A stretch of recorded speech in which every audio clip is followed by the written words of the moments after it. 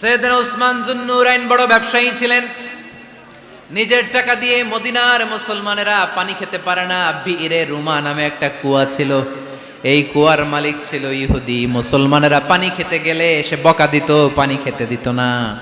বিশ্বনবী বললেন, আমার সাহাবীদের মধ্যে এমন কি কেউ নাই নিজের অর্থায়নে বিইরে রুমা কিনে মুসলমানদেরকে দিয়ে দিবে? সাইয়েদনা উসমান যুন্নুরাইন বলল, ইয়া রাসূলুল্লাহ, আপনার খেদমতে আমি হাজির। মুহূর্তের মধ্যে সাইয়েদনা উসমান যুন্নুরাইন নিজের অর্থায়নে বিইরে রুমাটা কিনে মুসলমানদের জন্য সদকা করে দিয়েছে। তো ব্যবসা না করলে, কর্মঠ না হলে, উপার্জন না হলে সদকা করা যাবে? চিল্লায় বলেন, করা যাবে?